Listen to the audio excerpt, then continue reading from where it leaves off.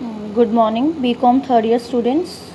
आप लोगों के एग्ज़ाम्स अभी तक नहीं हुए हैं और आप लोग थर्ड ईयर में प्रमोट कर दिए गए हो और कॉलेजेस भी अभी बंद हैं लॉकडाउन की वजह से। तो आप लोगों के लिए ऑनलाइन क्लासों का अरेंजमेंट किया गया है। तो इसमें मैं आपकी मैम आपको वीडियोस बना के अपलोड करूँगी या फिर ई कंटेंट के थ्रू मैं आपको जो आपका कोर्स है वो कवर करवाने की कोशिश करूँगी। आप लोगों का व्हाट्सएप ग्रुप भी बना हुआ है। ये वीडियो देखकर आपको कोई प्रॉब्लम आए, कुछ क्वेरी पूछनी हो, कुछ समझ नहीं आ रहा हो तो उस पर भी आप लोग डिस्कस कर सकते हैं। तो आप लोगों को थर्ड ईयर में आ गए हो, काफ़ी नॉलेज हो गई है। अब 2 पेपर चलते हैं आपके। आपका बीकॉम थर्ड ईयर में फर्स्ट पेपर होगा इनकम टैक्स का, वो हम अभी नहीं पढ़ेंगे, वो नेक्स्ट वीडियो में मैं आपको बताऊंगी उस पेपर के बारे में। आप लोगों का सेकंड पेपर है जीएसटी, माल एवं सेवा कर। ये उसकी बुक है अजमेरा पब्लिकेशन की या चौधरी प्रकाशन की, जो भी आपको अवेलेबल हो आप इस बुक को परचेज़ कर लेना। माल एवं सेवा कर ये आप लोगों का सेकंड पेपर है। और इसका जो फर्स्ट चैप्टर है वो है basics of goods and service tax, माल एवं सेवा कर के आधारभूत तथ्य।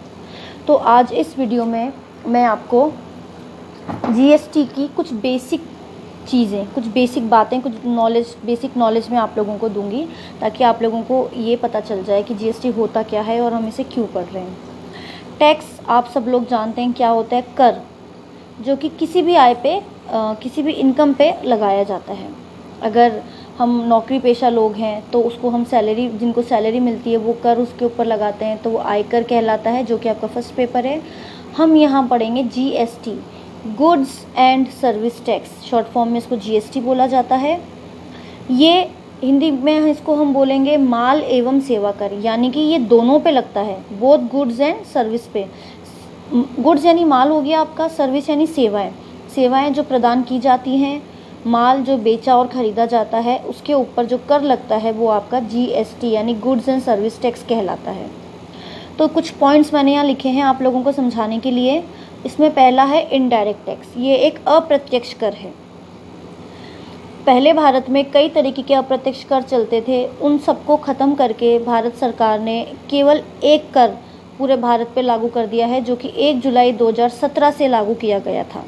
उससे पहले करों का अलग व्यवस्था थी, अप्रत्यक्ष करों को लगाने की अलग व्यवस्था थी। ये आपूर्तिकर्ता यानी कि सप्लायर और प्राप्तिकर्ता यानी कि रिसिपेंट, दोनों पे अलग अलग पॉइंट पे लगता है। यानी कि जो माल बनाकर बेच रहा है उस पे ये कर लगेगा, जो खरीद रहा है, जो डिस्ट्रीब्यूट कर रहा है, जो रिटेलर को बेच रहा है, उस पे ये माल अलग पॉइंट पे लगेगा। आगे मैं आपको एक्सप्लेन करूँगी। तो हम जीएसटी की बात करें तो सबसे पहले फ्रांस में 1954 में सबसे पहली कंट्री जो थी वो फ्रांस थी जिसने जीएसटी को लागू किया। बाद में तो कई देशों ने इसको देखते हुए, इसके फ़ायदे देखते हुए अपने अपने देशों में लागू कर लिया और अब एट प्रेजेंट ये 160 कंट्रीज़ में एप्लीकेबल है, इंक्लूडिंग इंडिया। इंडिया में भी है ये टैक्स।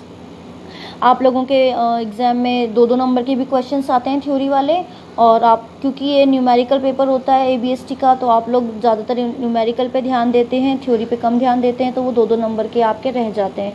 तो ये जो छोटे छोटे से पॉइंट्स बनाई हैं आपके 2-2 नंबर के क्वेश्चंस को भी कवर कर रहे हैं। आपसे पूछा जा सकता है कि इंडिया में कब से इफ़ेक्टिव हुआ जीएसटी, तो आप 1 जुलाई 2017 बता सकते हैं। ये अभी एट प्रेजेंट 160 कंट्रीज़ में ये प्रभावित है।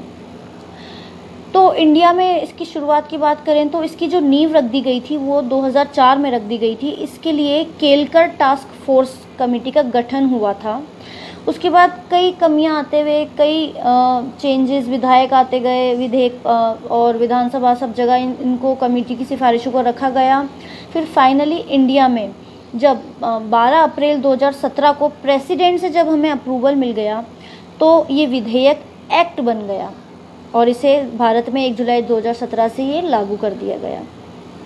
तो जीएसटी के बारे में आपको पता चल गया इंडिया में कब से ये स्टार्ट हुआ। जीएसटी में एक ही कर, एक देश एक कर, इस बात के साथ इसको चालू किया गया था।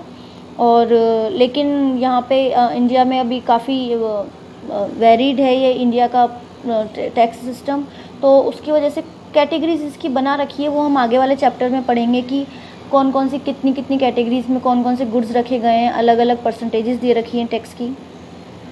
तो अब हम आगे बात करते हैं कॉन्सेप्ट ऑफ जीएसटी।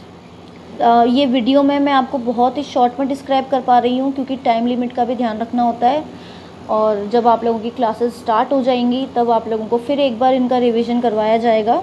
तो लेकिन आप लोग भी पढ़कर खुद वीडियो देखकर खुद आप बुक पढ़ेंगे तब आप लोगों को ज़्यादा समझ में आएगा।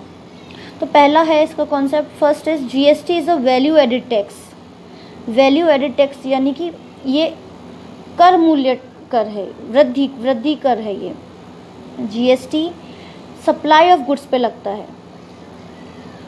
सेकेंड है credit at every stage through out the supply chain, यानी कि जैसे प्रोड्यूसर ने जिसने मैन्युफैक्चर किया गुड्स, उसने माल बेचा रिटेलर को, तो टैक्स, ये प्रोड्यूसर बेच रहा है, मैन्युफैक्चरर बेच रहा है तो टैक्स लगेगा, रिटेलर बेचेगा तो टैक्स लगेगा, कंज्यूमर को मिलेगा तो कंज्यूमर को भी टैक्स पे करना पड़ेगा। तो हम ये कह सकते हैं कि जो पूरा बर्डन है, जो भार है जीएसटी का, वो किसके ऊपर आता है? कस्टमर के ऊपर। यानी टैक्स का जो भार है वो वहन किसको करना पड़ता है? अल्टीमेटली कस्टमर को, जो कि उपभोक्ता होते हैं। नेक्स्ट पॉइंट इसका नॉन कैस्केडिंग टैक्सेस, यानी कर के ऊपर कर नहीं लगता। मूल्य एक जगह से दूसरी जगह को जब माल बेचा जा रहा है तो उसकी मूल्य वृद्धि करके बेचा जाता है, अपना लाभ जोड़कर फिर भेजा जाता है, तो उस मूल्य वृद्धि के ऊपर टैक्स लगता है, ना कि पहले जो कर लगा चुके हैं फिर हम उसके ऊपर उसको जोड़कर फिर उसमें लाभ जोड़कर बेचेंगे, ऐसा नहीं है। कर के ऊपर कर नहीं लगता है, इसमें मूल्य वृद्धि के ऊपर कर लगता है। ये चारों पॉइंट जो हैं मैं आपको एक इलस्ट्रेशन, एक एग्जांपल से समझाती हूँ। ये देखिए आप लोग, फॉर एग्जाम्पल मोहन इंडस्ट्रीज़ है जो कि उत्पादन करता है, उसने मैन्युफैक्चर किया, उत्पादन किया और अपना माल बेचा 4 लाख रुपए में सुप्रीम एजेंसीज़ को। सुप्रीम एजेंसीज़ कौन हो गया यहाँ पे? अब डिस्ट्रीब्यूटर, वितरण करता। तो 4 लाख रुपए पे इसने 4 लाख रुपए में इसने 9% CGST यानी सेंट्रल जीएसटी और SGST यानी स्टेट, यानी कि जो आपका जीएसटी है वो 2 टुकड़ों में विभाजित होता है। उसका आधा हिस्सा अभी जाता है सेंट्रल गवर्नमेंट के पास और आधा जाता है स्टेट गवर्नमेंट के पास। तो मोहन इंडस्ट्रीज़ ने 4 लाख में माल बेचा, 9% टोटल 18% जीएसटी, जिसमें से 9 सेंट्रल का और 9 स्टेट का। सुप्रीम एजेंसीज ने माल बेचा जनता स्टोर को, उसने भी टोटल 18% यानी 9% के 2 डिवीज़न में माल खरीदा। जनता स्टोर ने बेचा माल शुभम को, जो कि एक उपभोक्ता है, एक कंज्यूमर है, जिसने 5 लाख रुपए में माल खरीदा। 18% कुल जीएसटी उसने चुकाया, जिसमें से विभाजित आधा ये दोनों सरकारों में विभाजित हो गया। अब मैं इसका आपको एक्सप्लेन करती हूँ ये किस तरीके से काम करता है। अब ये देखिए, मोहन इंडस्ट्रीज़ है, मोहन इंडस्ट्रीज़ 4 लाख रुपए पे माल बेचा, तो उसने जो सेल्स करी किसको? सुप्रीम एजेंसीज़ को, उसके ऊपर उसको 9% के हिसाब से दोनों सरकारों को टैक्स देना पड़ेगा। हम 4 लाख का 9% निकाले तो होता है 36,000। ठीक है, अब हम आते हैं सुप्रीम एजेंसीज पे। सुप्रीम एजेंसीज़ ने 4 लाख में माल खरीद के 80,000 अपना लाभ जोड़ के 4,80,000 में ये माल उसने बेचा किसको? जनता स्टोर को। तो अब इस 80,000 पे ये 80,000 की मूल्य वृद्धि हो गई यहाँ पे, यानी जो माल 4 लाख से चालू हुआ था अब वो कितने का हो गया? 80,000 उसमें की मूल्य वृद्धि हो गई है। तो अगर हम कुल जीएसटी की बात करेंगे तो 9% के हिसाब से 4,80,000 पे 43,200 टैक्स लगेगा। अब लेकिन क्योंकि कर के ऊपर कर नहीं लगेगा, तो केवल जो मूल्य वृद्धि हुई है 80,000 की, उसके ऊपर 9% के हिसाब से टैक्स लग जाएगा। या फिर आप इसको इस हिसाब से भी समझ सकते हैं, इनपुट टैक्स क्रेडिट, यानी कि इस 4,80,000 के ऊपर अब तक का जो टैक्स बनता है, जो कि 43,200, उसमें से 36,000 मोहन इंडस्ट्रीज पहले ही सरकार को दे चुकी है। तो 43,200 में से हम जो पहले का 36,000 दे चुकी है मोहन इंडस्ट्रीज़, वो हटा देंगे, तो अब फाइनल कर सुप्रीम एजेंसी सरकार को कितना देगी? 7,200। इस तरीके से भी आप इसको समझ सकते हैं। तो ये 7,200 दोनों सेंट्रल गवर्नमेंट और स्टेट गवर्नमेंट दोनों को कौन देगी? Supreme agency. कर के ऊपर कर नहीं लगाया है, 36,000 जो पहले कर लग चुका है वो माइनस कर दिया है। जो मूल्य वृद्धि हुई है 80,000 की, केवल उसके ऊपर अब कर लगा है 18%, 9% के विभाजन के हिसाब से। तो सुप्रीम एजेंसीज का होता है 7,200। उसी तरीके से सुप्रीम एजेंसीज ने माल रिटेलर को बेचा, जनता स्टोर को बेचा। कितने में बेचा? 5 लाख रुपए में बेचा। जनता स्टोर 4,80,000 में उसने खरीदा माल। जनता स्टोर ने, मैंने यहाँ पे लिखा है आपको, जनता स्टोर ने कितने में खरीदा? 4,80,000 में। तो 4,80,000 में लेने के बाद जनता स्टोर ने, जो कि रिटेलर है, खुदरा व्यापारी है, उसने क्या किया? शुभम जो कि उपभोक्ता है 5 लाख में अपना माल बेच दिया। तो इसको हम इस तरीके से लिख सकते हैं कि उसने 4,80,000 में खरीदा था, 20,000 अपना लाभ जोड़ के 5 लाख रुपए का माल उसने किसको बेच दिया? उपभोक्ता को। तो इस 5 लाख में भी जो मूल्य वृद्धि हुई है 20,000 की, तो 9% के हिसाब से 1800 टैक्स बन जाएगा, जो कि कौन देगा? रिटेलर देगा, जनता स्टोर देगा। दूसरे तरीके से हम समझें तो 5 लाख पे कुल कर 9% के हिसाब से 45,000 होता है, जिसमें से 43,200 सुप्रीम एजेंसीज पहले ही दे चुकी है, तो हम इसको हटा देंगे। ये इनपुट टैक्स क्रेडिट कहलाता है। पिछला पहले जो कर, जितना कर पहले चुका दिया जाता है उसको हम हटाते हैं, इसको हम इनपुट टैक्स क्रेडिट बोलते हैं। तो यहाँ पे भी हम 45,000 में से पुराना पहले जो टैक्स दे दिया है 43,200 का, उसको हम हटा देंगे तो बचेगा कितना? 1,800। यानी कि ये 1,800 रुपये सेंट्रल स्टेट CGST के रूप में और SGST के रूप में रिटेलर स्टोर देगा। अब आइए देखिए कस्टमर ने इसे खरीदा 5 लाख में। कस्टमर खरीदने पर टैक्स चुकाएगा 9% के हिसाब से, तो टोटल बर्डन उसके ऊपर आ गया 45,000 का। तो यहाँ 36,000 से चालू होता हुआ जो टैक्स है वो 45,000 तक पहुँच गया और इसका भार वहन करेगा उपभोक्ता।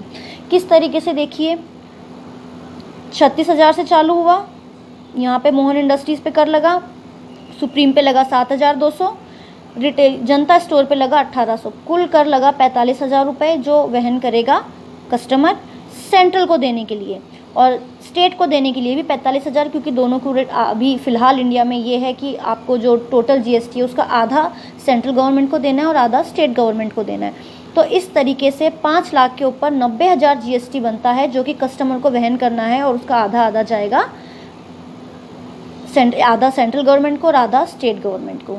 तो आज की क्लास में मुझे आपको ये थोड़ा सा इंट्रोडक्शन देना था, GST के बारे में समझाना था कि ये किस तरीके से काम करता है। वीडियोस देखिए, समझिए, कोई प्रॉब्लम आए तो पूछिए। नेक्स्ट क्लास में मैं आपको इनकम टैक्स के बारे में बताऊंगी।